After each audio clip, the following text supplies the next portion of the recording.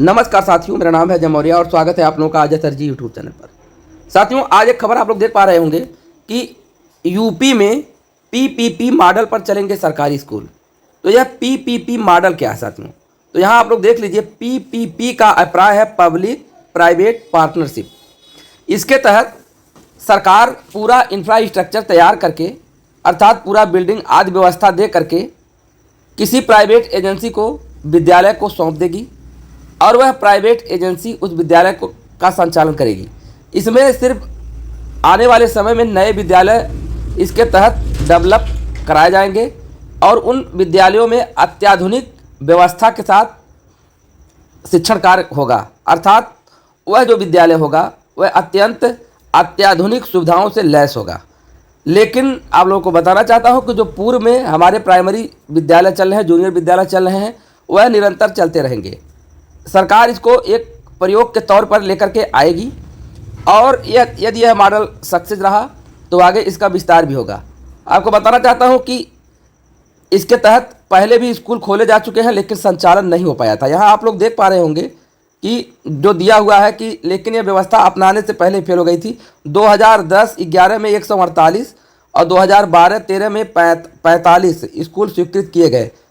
इनमें से 191 स्कूल बनकर तैयार भी हो गए, लेकिन बाद में केंद्र सरकार ने योजना डी लिंक कर दी।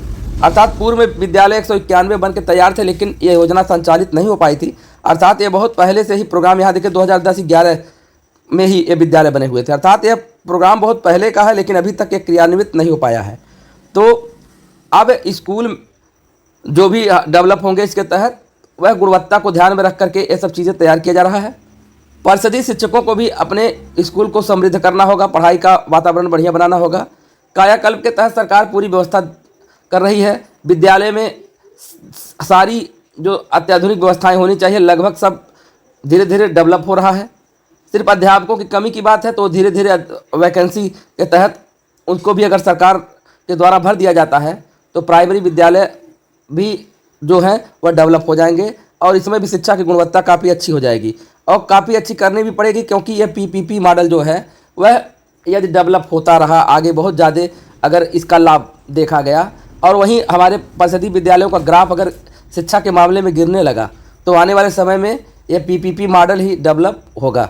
तो यही सब चीज़ें हैं। अभी तो स्कूल और बनेंगे इसके तहत, आगे तब इसको क्रियान्वित सरकार करेगी। इसमें अभी थोड़ा टाइम लगेगा, लेकिन यही है कि सरकार ऐसा क्यों सोच रही है, क्योंकि सरकार को गुणवत्ता पूर्ण शिक्षा चाहिए।